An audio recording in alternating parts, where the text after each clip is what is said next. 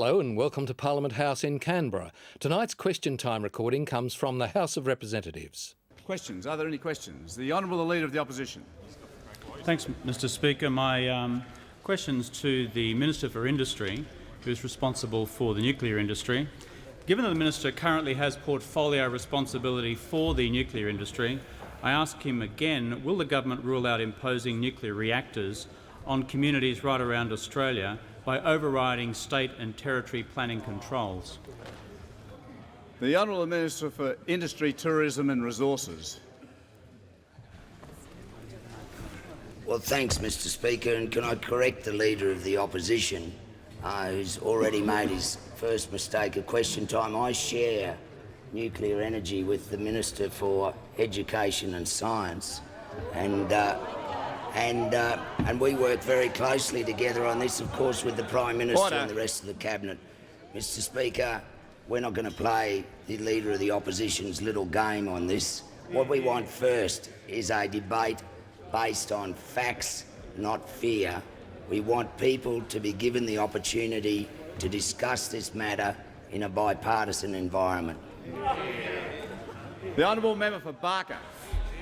Thank you, Mr Speaker. My question is addressed to the Prime Minister.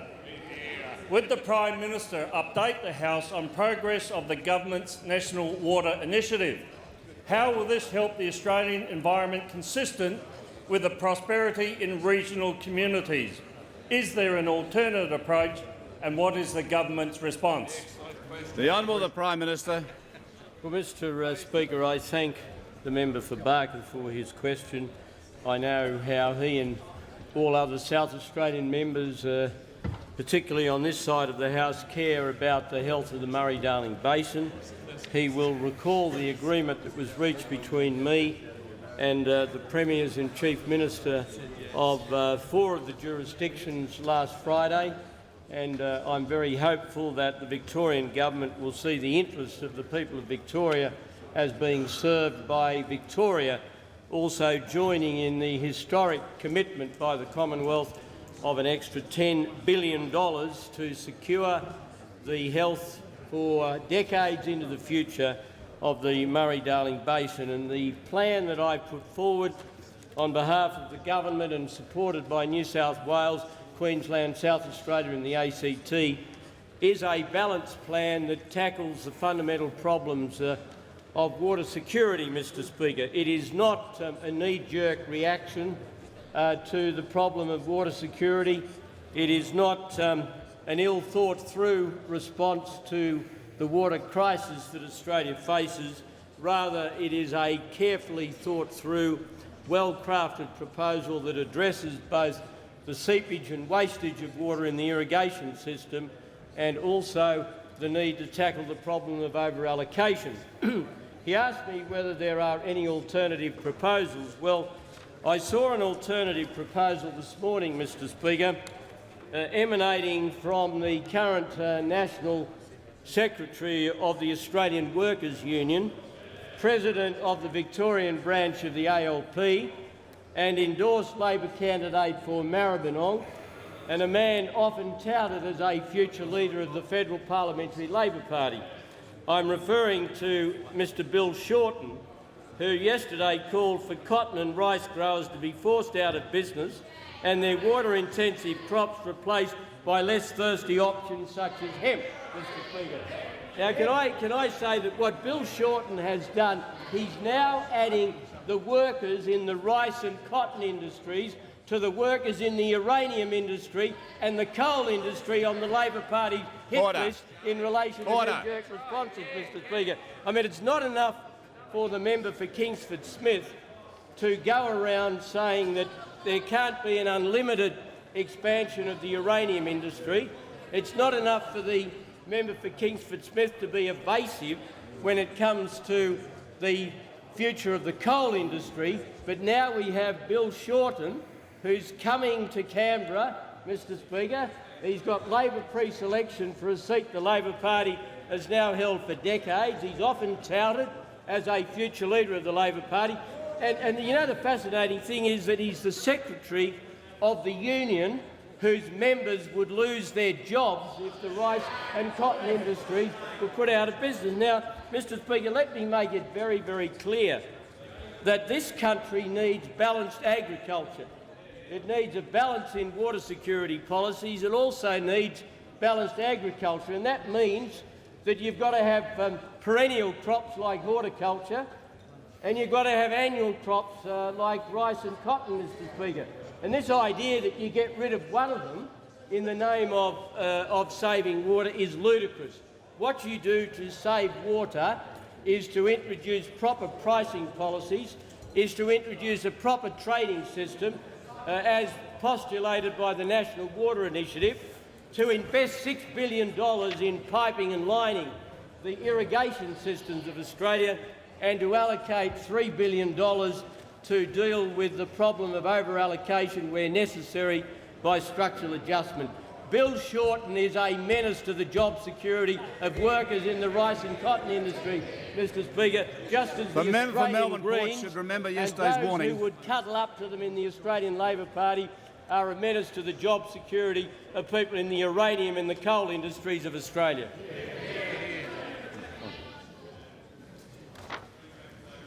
I inform the House we have present in the gallery this afternoon the Honourable Ham Linney, the Prime Minister of the Republic of Vanuatu, and the Honourable Willie Jimmy, the Vanuatu Minister for Finance. On behalf of the House, I extend a very warm welcome to our visitors. The Honourable Member for Kingsford Smith. Thank you, Mr Speaker. My question is to the Minister for Industry as the Minister responsible for the nuclear industry. Will the Minister release the full submission to the Switkowski inquiry from Nuclear Fuel Leasing Group, a company seeking to build a global nuclear waste dump in Australia? The Honourable Minister for Industry, Tourism and Resources. Sorry. Would the member for Kingsford Smith repeat the question? For the benefit of the Minister. He couldn't hear himself thinking. My question to the Minister for Industry is the Minister responsible for the nuclear industry. Will the Minister release the full submission to the Switkowski inquiry from Nuclear Fuel Leasing Group, a company seeking to build a global nuclear waste dump in Australia? The Honourable Minister for Industry, Tourism and Resources. He doesn't object. Well, Mr Speaker, I don't have a full list of who made submissions to that, but I can get you on. Mr Speaker, Order. I'm happy to get the Order. House The a member for full Jagger list Jagger. of who made submissions to that inquiry, and based on the fact that it's not commercial in confidence, which was one of the conditions of releasing that to the public, I will ask those people involved personally if they can, if they are happy for the report to be released. The Honourable Member for Braddon. Thank you, Mr Speaker. Mr Speaker, my question is addressed to the Treasurer. Would the Treasurer outline to the House results from the latest Productivity Commission report on the potential benefits of the National Reform Agenda? Is he aware of any alternative policies? The Honourable Treasurer. Mr Speaker, well, I thank the Honourable Member for Braddon for his question, and I can tell him that the Productivity Commission has done an assessment of the National Reform Agenda, which has been agreed between the Commonwealth and the states at COAG in February of 2006. And the findings of the Productivity Commission are that improvements to competition and regulation could, after a period of around 10 years, increase GDP by 1.75%, or about $17 billion in 2005-06 terms. Mr Speaker, the reforms that could benefit Australia to that degree on the competition and regulation side include nationally consistent road and rail regulations, including safety and technical standards, the introduction of performance-based standards to promote flexibility and innovation for heavy vehicles, more efficient investment spending on road and rail infrastructure. For electricity, this could arise from structural and organisational changes in the generation sector and enhanced demand-side measures and improved regulatory governance. And for gas, this could result from streamlined regulatory arrangements and the establishment of a spot market for gas.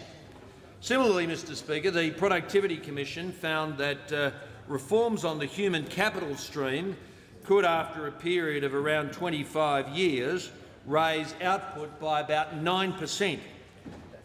And the Commission has modelled improvements that would come through increased workforce participation and higher work incentives. So, Mr Speaker, what this assessment by the Productivity Commission has done is it has actually found tangible, real economic benefits to our country as a whole in terms of increased living standards and increased revenues for government from a reform agenda, a wide-ranging agenda to get regulatory reform, Mr Speaker, to get regulatory reform in these areas. And, Mr Speaker, this, of course, is coming off the back of the last 10 years of the competition agenda, which had been administered under the Competition Principles Agreement, under which the Commonwealth has now distributed billions of dollars to the Labor states, Mr Speaker,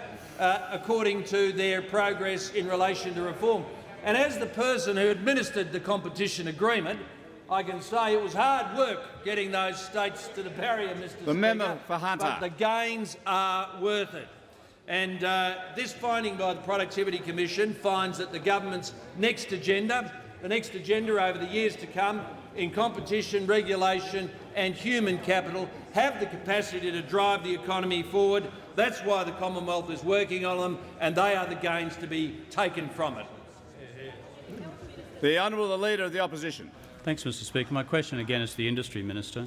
Is the Industry Minister aware that the Director of Australian Nuclear Energy Proprietary Limited, Mr Hugh Morgan, stated on 12 July 06 that to put together an internationally managed repository, meaning nuclear repository, would bring great standing in the international community for Australia? Does the Minister agree with Mr Morgan? Has the Minister ever discussed this proposal with Mr Morgan? And will the Minister rule out a global nuclear waste dump for Australia? The Honourable Minister for Industry, Tourism and Resources. Well, Mr Speaker, I am used to being verbal by those on the other side, and I would like to check the comments Very wise. that have just been raised by the Leader of the Opposition. The Minister has a call. And when I'm able to do that, I will. Thank you. The Honourable Member for Riverina. Thank you, Mr Speaker. Mr Speaker, my question is addressed to the Deputy Prime Minister and the Minister for Transport and Regional Services. Would the Deputy Prime Minister update the House on the importance of irrigated agriculture to employment and investment in regional Australia, and in particular my electorate of the Riverina? Is the Deputy Prime Minister aware of any threats to our regional economies and that of the rice and cotton industry? The Honourable Deputy Prime Minister. Thank you, Mr Speaker, and I thank the member for Riverina for her question and recognise her great support of those irrigation industries in her area, particularly the value adding that takes place in the rice industry.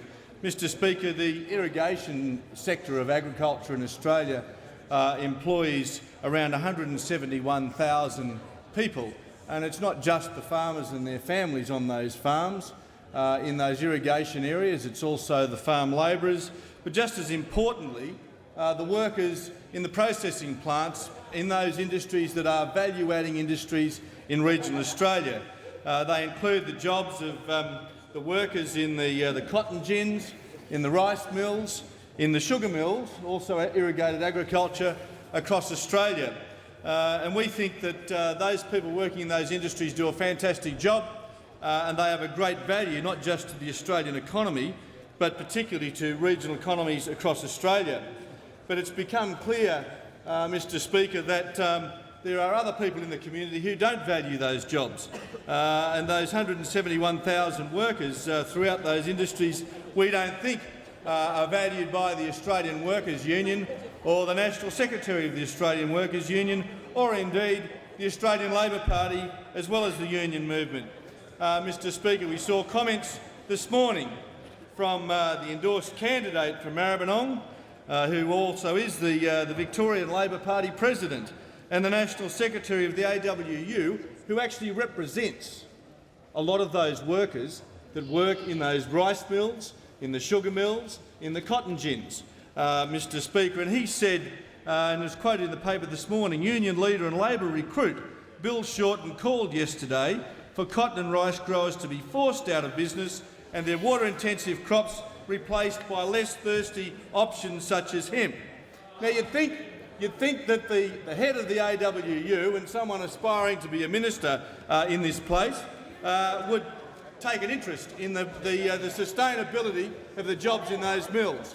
And he certainly does not, Mr Speaker, he certainly does not, and he's shown that he doesn't care for those workers. Now, can I just point out, because he's talking about the scarcity of water and water-intensive crops, rice growers, the rice industry, has reduced its use of water by 30% in the last 10 years. 30%. It's improved its efficient use of water, while at the same time increasing production by 60% over that period of time. The cotton industry has reduced its dependence on water by 18%.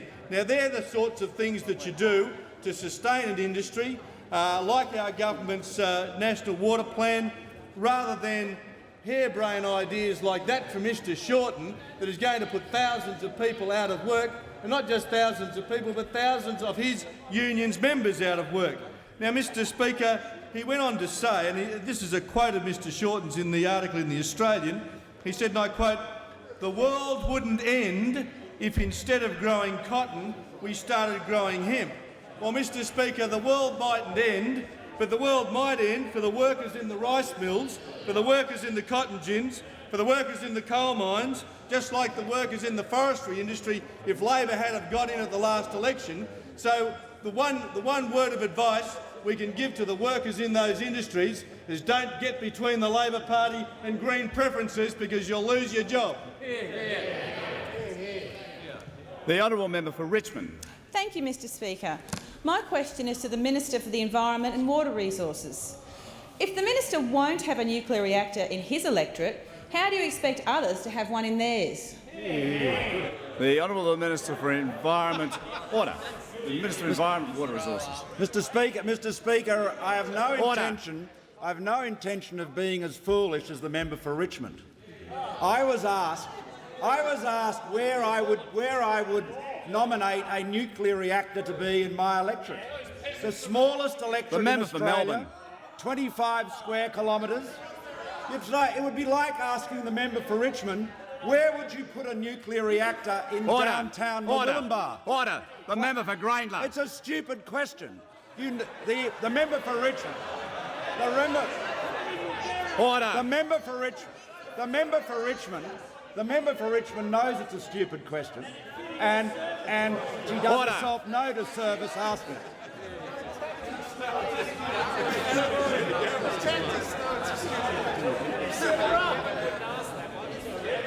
More.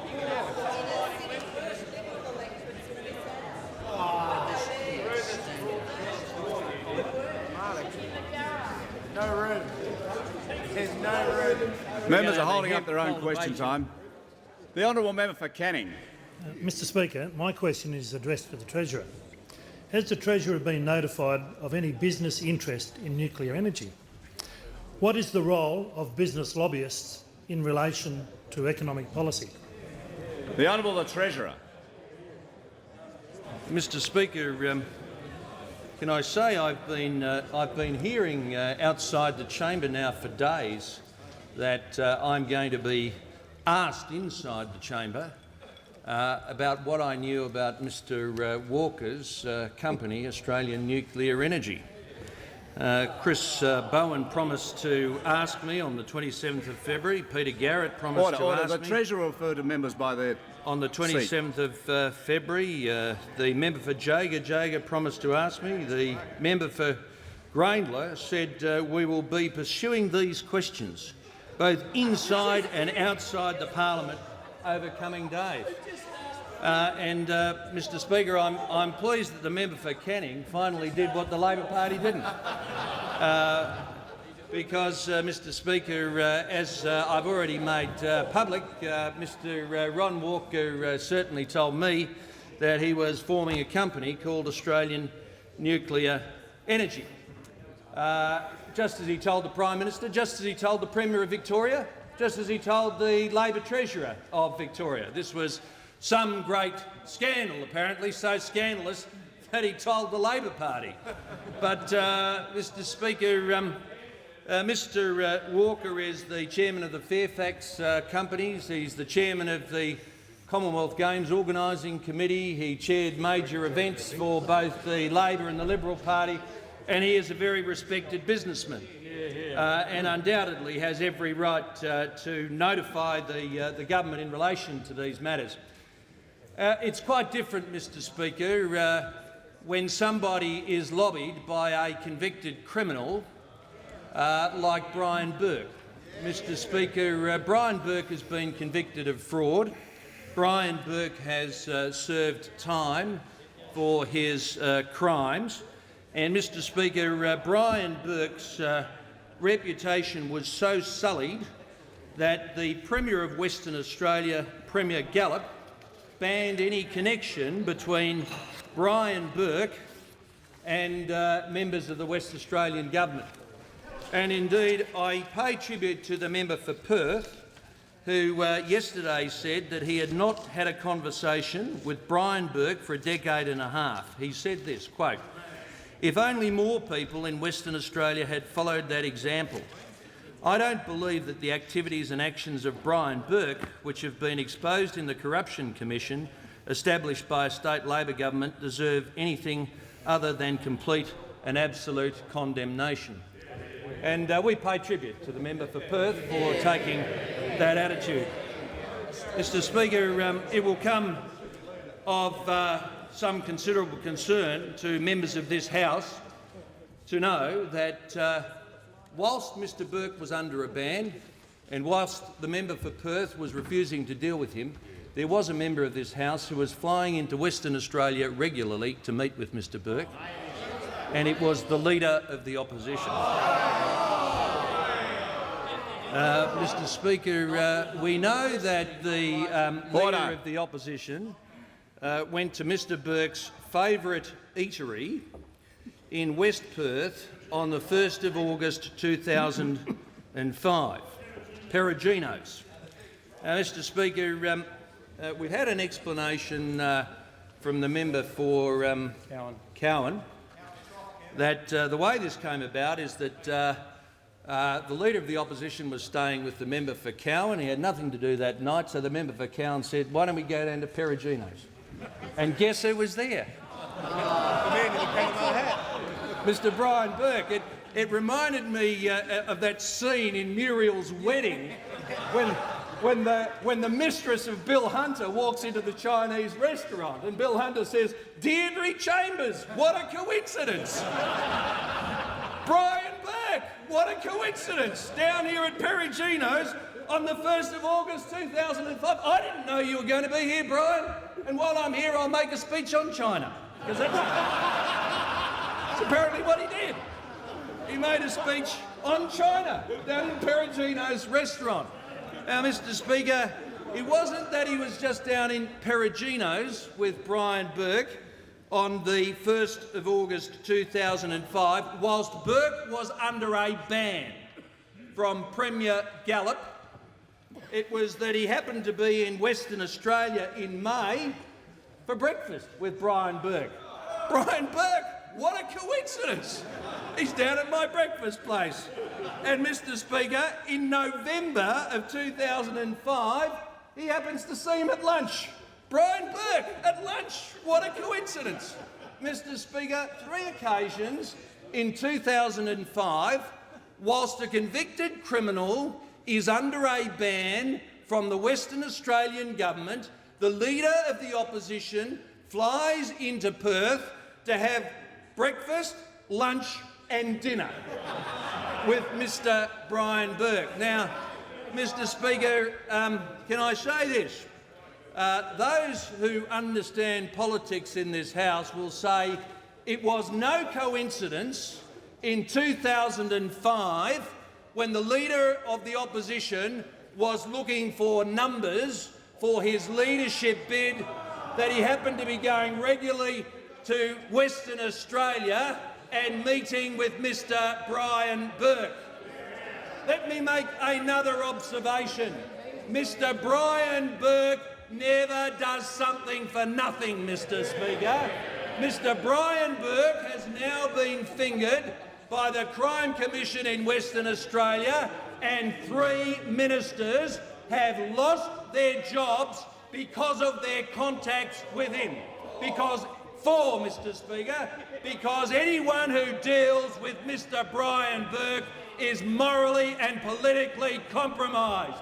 And if the Leader of the Opposition thought that dealing with him in 2005 didn't sully him, it did. The member for Perth knows it, the people of Western Australia knows it, and the people of Australia deserve an explanation as to what he was doing there.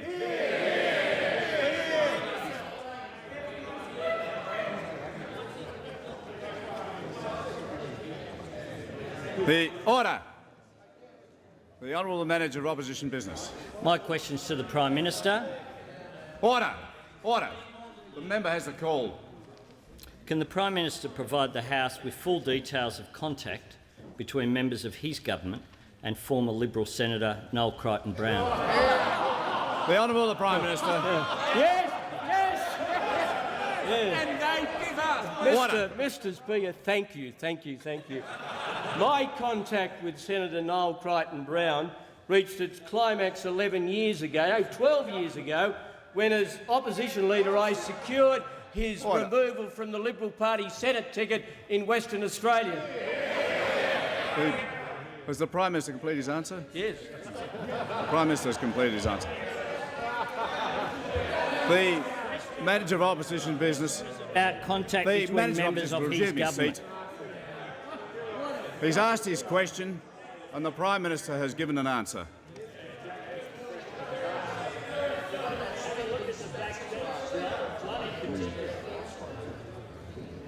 The Honourable Member for Lindsay. Thank you, Mr Speaker. My question is addressed to the Minister for Foreign Affairs.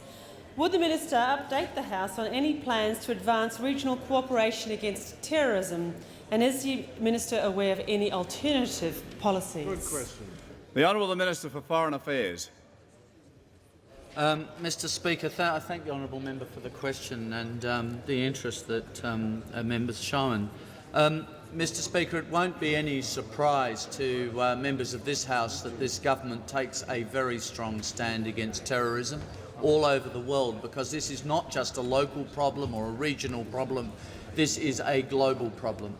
Mr Speaker, on Sunday I am going to Indonesia, and during the course of the early part of next week, the Attorney-General, the acting Commissioner for the Australian Federal Police, and I will participate in a sub-regional meeting on counter-terrorism. This meeting will include the foreign ministers and law enforcement ministers and police chiefs from regional countries, Malaysia, the Philippines, Singapore and Thailand. Mr Speaker, we will be spending time early next week exploring ways to deepen our existing cooperation, which is very good, but also to address emerging challenges. How are we getting on in countering radicalisation? What more needs to be done? What narrative needs to be challenged? How should it be challenged?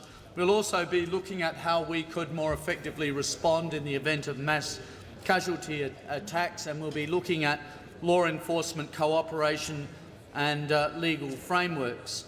Mr Speaker, Dr Hassan Wariuda, the Indonesian Foreign Minister, and I will open a regional leadership course for senior police at the Jakarta Centre for Law Enforcement Cooperation, and I'll be addressing students at a Muslim university in Yogyakarta, visit a Muslim school that's part of AusAid's Islamic Education Assistance Program, and meet with other community and religious leaders.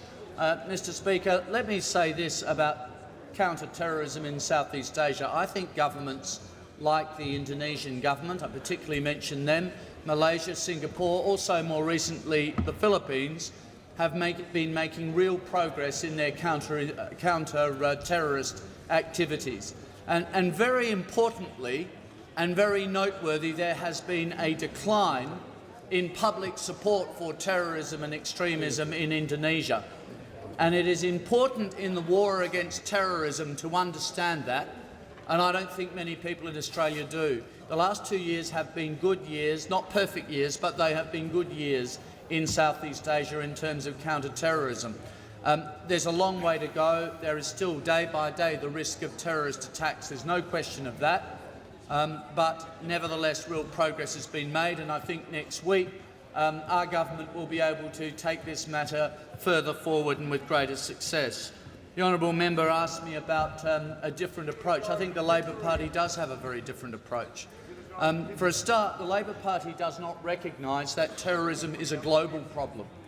They think terrorism is just a sporadic problem. It's a bit of a problem maybe in Southeast Asia, and they say we need to bring troops back from Iraq to Southeast Asia to fight terrorism. I'm not quite sure where we'd be sending the troops in Southeast Asia to do this, but we look forward to that revelation.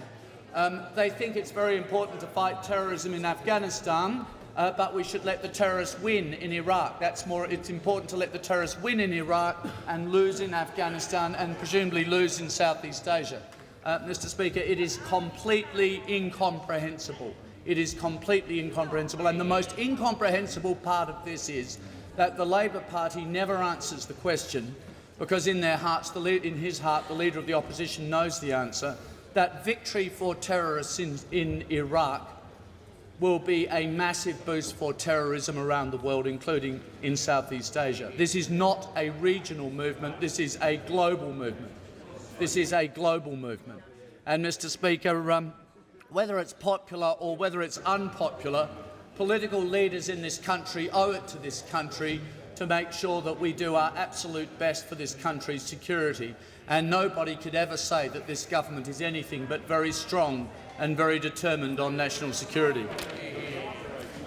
The Honourable Manager of Opposition Business.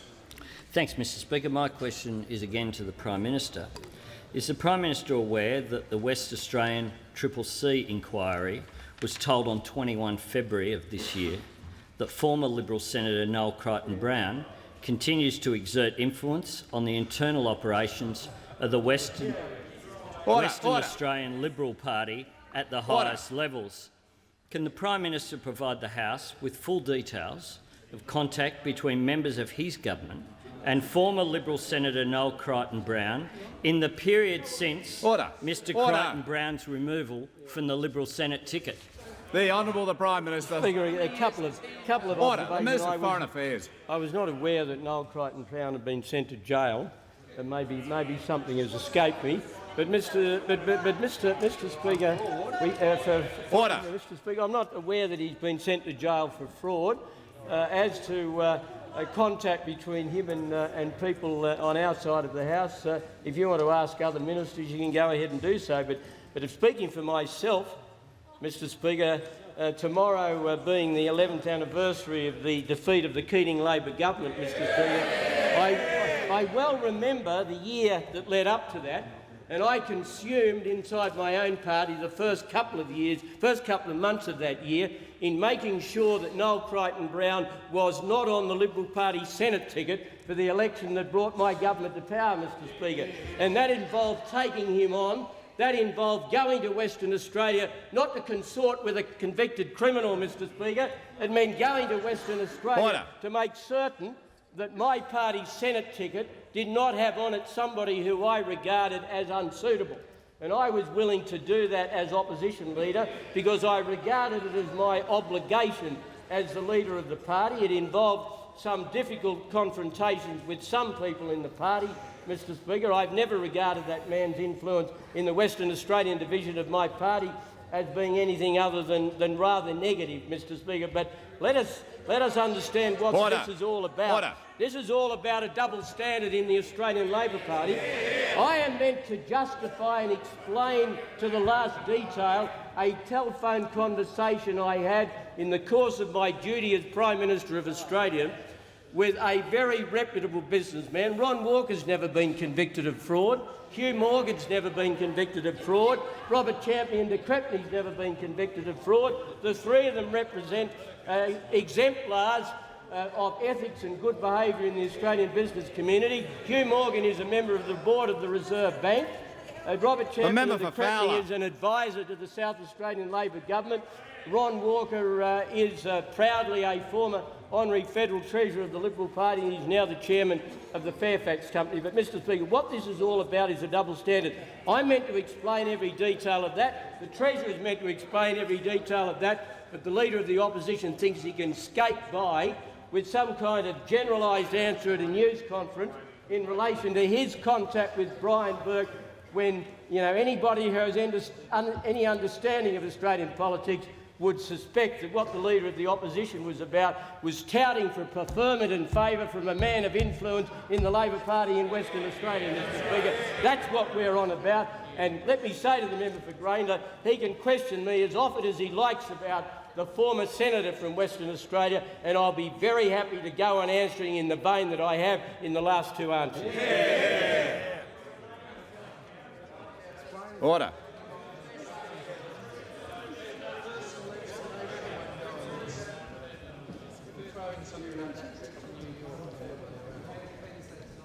The honourable member for Macon.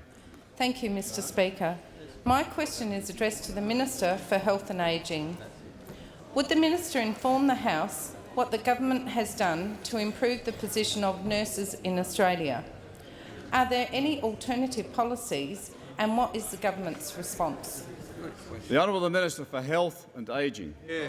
Well, Mr Speaker, I do thank the member for Macon for her question, and I acknowledge the many years that she has spent in the great calling of nursing. And, Mr Speaker, thanks to the policies of the Howard government, there are now more nurses in Australia, and they are playing a more important role in our health system.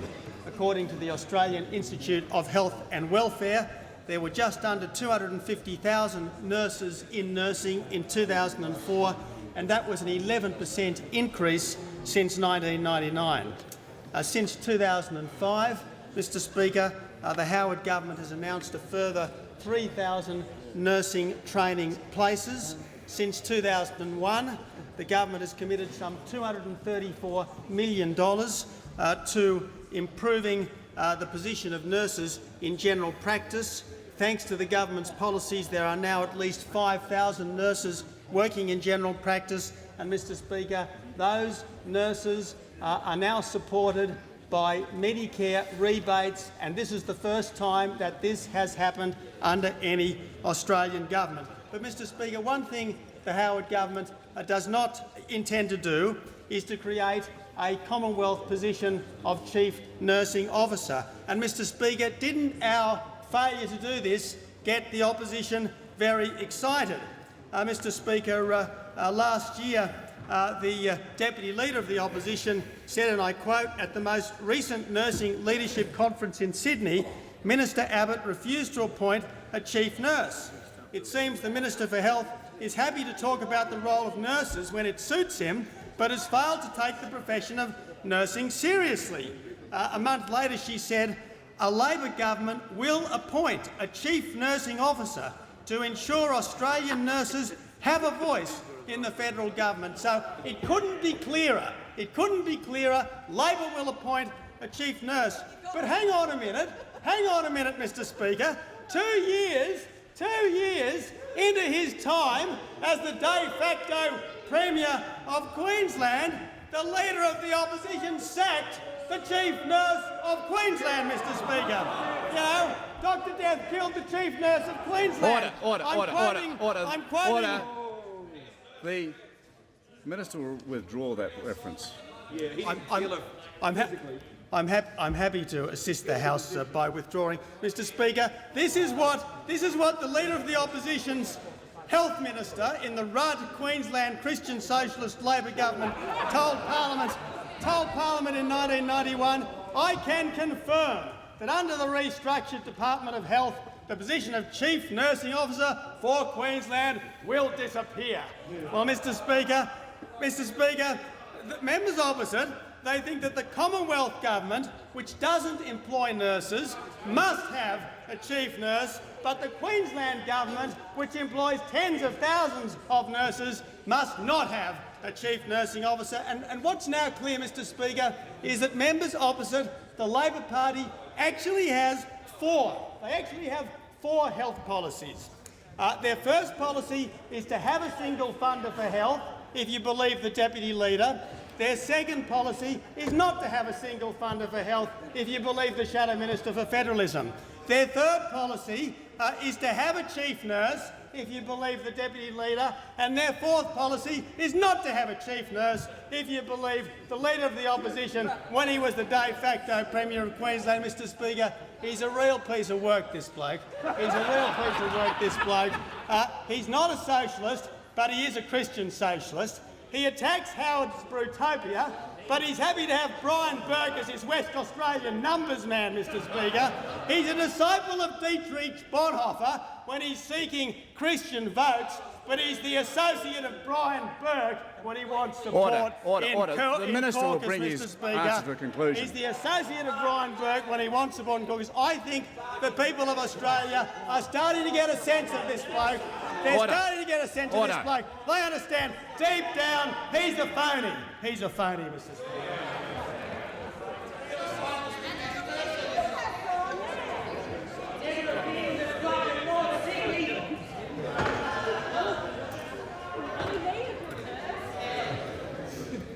The Honourable the Manager of Opposition Business.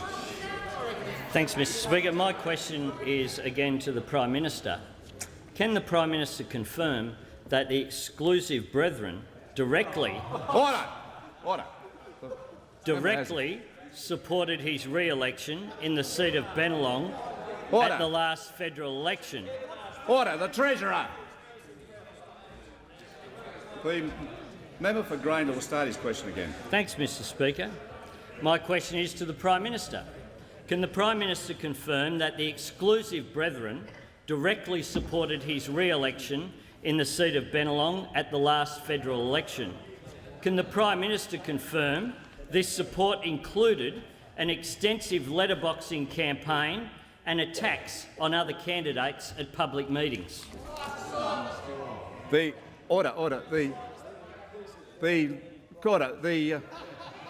Prime Minister. Interesting, fascinating question. Mr Speaker, to start with, the exclusive brethren don't vote.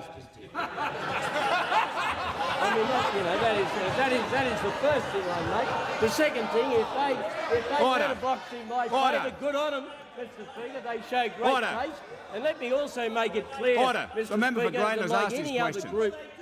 The member for Lily is warned. In the Australian community, the member for exclusive Brisbane is brethren warned. are entitled to express their views, and I make it clear that my door is open to any lawful organisation, and it is open to any group of people who have not been convicted of crimes, Mr Speaker.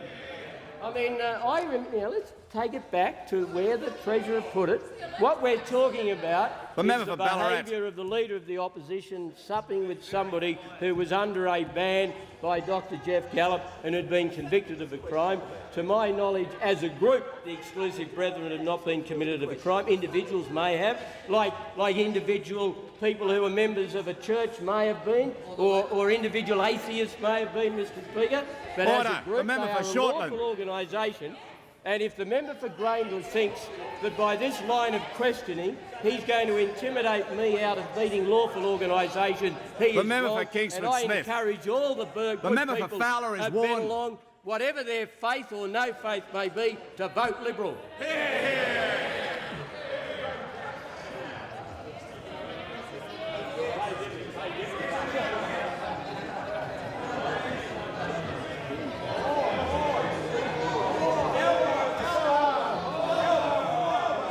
Order.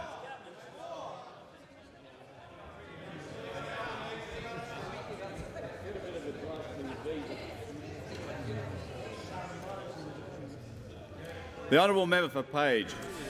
Thank you, Mr Speaker. My question is directed to the Minister for Employment and Workplace Relations. Would the Minister update the House on the way in which the government's workforce reforms have assisted women, young people and long-term unemployed back into work, particularly on the north coast of New South Wales? Is the Minister aware of any alternative views? The Honourable Minister for Employment and Workplace Relations. Well, thank you, Mr Speaker, and I thank the member for Page for his question. And I note, in fact, that I read an article from the Northern Star with the headline, "Far North Coast sheds reputation as nation's dole capital. Unemployment hits 30-year low as our region cashes in on the economic boom." And it cites no better authority than the federal member for Page, who said he saw the lifting of unfair dismissal laws gave local business owners confidence to employ more staff. So that's excellent, Mr Speaker. That's a good news story. Unemployment down to 5.6% on the north coast of New South Wales. And Mr Speaker, the unfair dismissal laws are job-destroying. They've had a negative impact on small business. That's why we removed them, to provide an incentive for small business to go out and employ more Australians.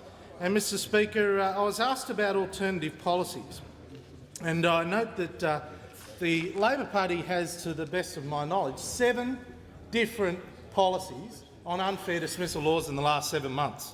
7 different policies. Policy number 1 from the member for Brown, the former Leader of the Opposition, was to abolish work choices and reinstate unfair dismissal laws.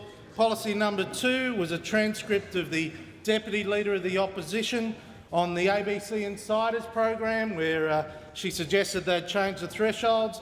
Policy number 3 was to scrapped Beasley's policy on dismissal, and they flagged reinstatement. Policy number 4, the Shadow Minister for Small Business over there, in a speech to COSBOA, quite a landmark speech that said nothing, 27th of February. Mr Speaker, policy number 5, the next day, that fabulous interview with Madonna King on ABC. We won't forget that in a hurry, Mr Speaker. And there are a number of policies within policy position number 5 with Madonna King. Policy number 6, God bless her, Sharon Burrow. Yes, Mr Speaker. Policy number 6, Sharon Burrow was asked today, do you have the unequivocal support of federal Labor for wanting back work choices? Burrow, no question. There's an absolute commitment to reinstate the unfair dismissal laws.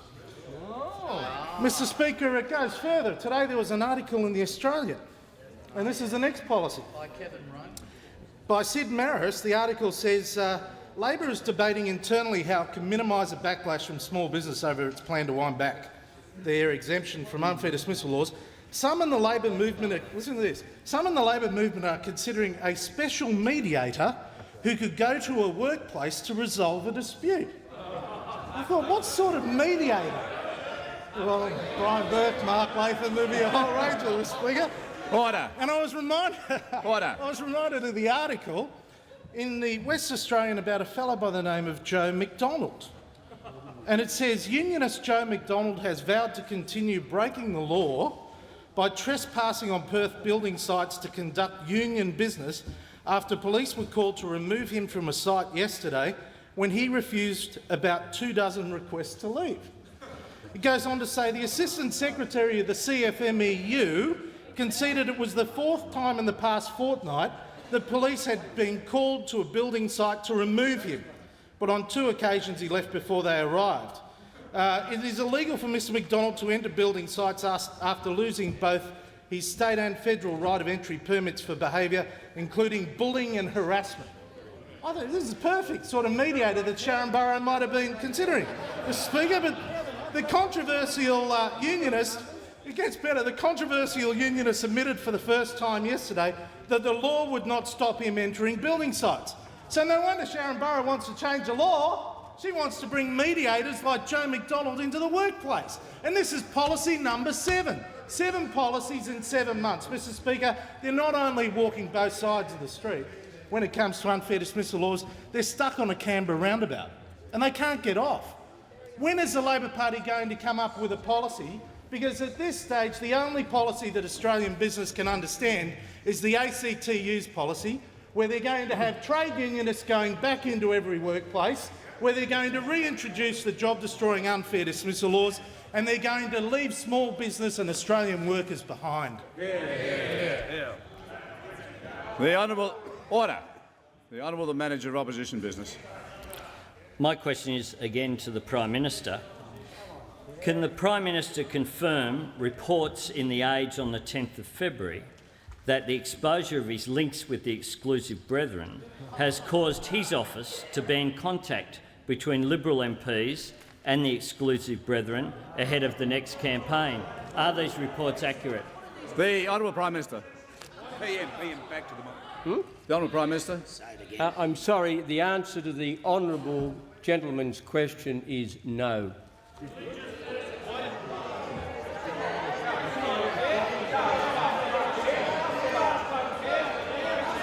Order! Order! The Minister for Agriculture.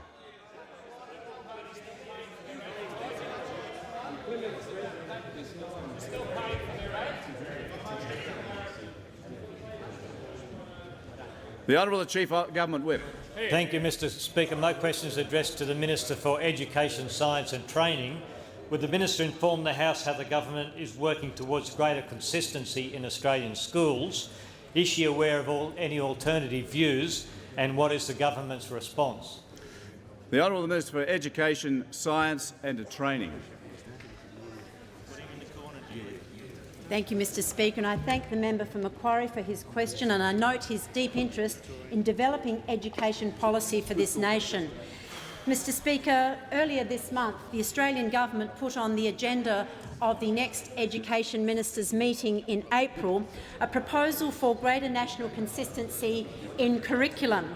We are seeking higher standards of education in our schools through national consistency in curriculum. We want to set benchmarks for assessments across the country, and specifically for Year 12 certificates. We want a consistent national approach for assessment and reporting.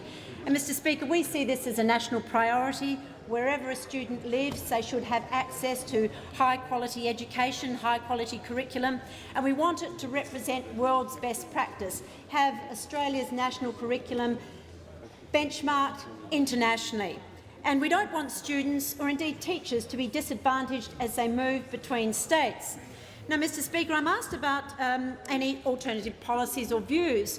Well, Labor does have some policies on education, and every single one has been a failure. Here is the totality. Members will remember the ALP education policy of the century. Remember Knowledge Nation. Remember that was the policy to beat all policies that was instantly dismissed as a joke. Noodle Nation then was shot down in flames, not only by their own side, but across the board. But I do recall that the member for Brand took the fall for the discredited Noodle Nation policy. They made the member for Brand take the fall for that. But members will be interested to know who the other authors of Noodle Nation were. Hands up. The other authors of Noodle Nation. Order, order, order, order. The Minister. Order. Hands up. The member for Holt. Order. The member for Port Adelaide. Order. The member for Canberra. Mr Speaker, he should face the front. Order. Order. Order. The member for Port Adelaide is warned. That boy's not facing The member for Bruce is warned.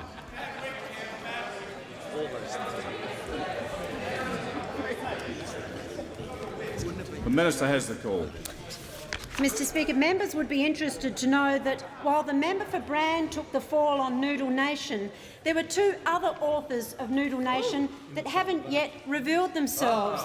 None other than the Leader of the Opposition and the member for Perth. Take a bow, member for Griffiths, member for Perth for Noodle Nation. Mr Speaker, then we had the third policy, the third education policy.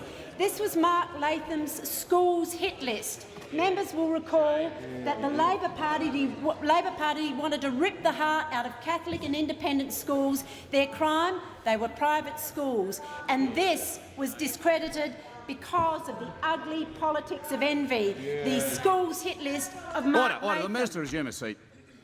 The member for Fowler has been warned. She continues to interject. She will remove herself under Standing Order 94A.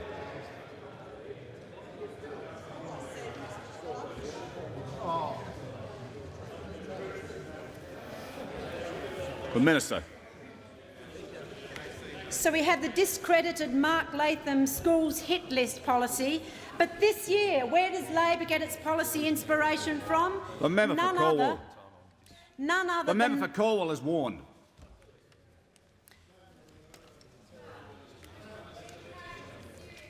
The Minister resume her seat. The member for Cornwall has been called to order. She has been warned. She continues to interject. She will remove herself under Standing Order 94A.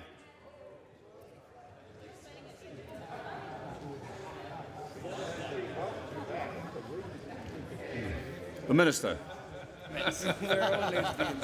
The Minister. So after Mark Latham's discredited schools hit list policy, what do Labor come up with this year? They're now taking their policy inspiration from Mark, Education Revolution, Latham. Another one hits the dust. And then we've got the maths and science policy of Labor. That has been proven not to work, cutting HECS. It has been proven not to work. We've got the architect of HECS, Bruce Chapman, coming out and saying it will not work. This is the architect employed by Labor to introduce the HECS system. He says Labor's policy to cut HECS in maths and science will not work, and the unkindest cut of all, the Queensland Teachers Union says Labor's policy will not work.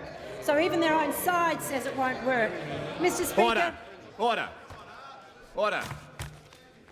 Mr. Speaker, so that was, until yesterday, the totality of Labor's education policies. By yesterday, they'd run out of ideas, so they started pinching somebody else's homework. Labor on education gets an F for fail.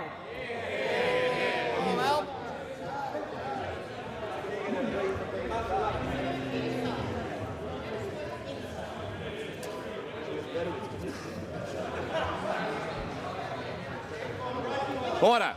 The member for Bass. The Manager of Opposition Business. Thanks, Mr. Speaker. My question is addressed to the Special Minister of State.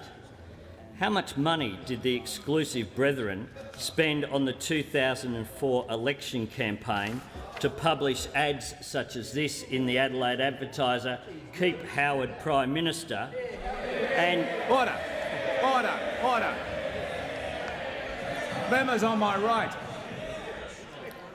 And how much money was spent on the production and distribution of the pamphlet "Keep Howard" Sterling. in Bennelong?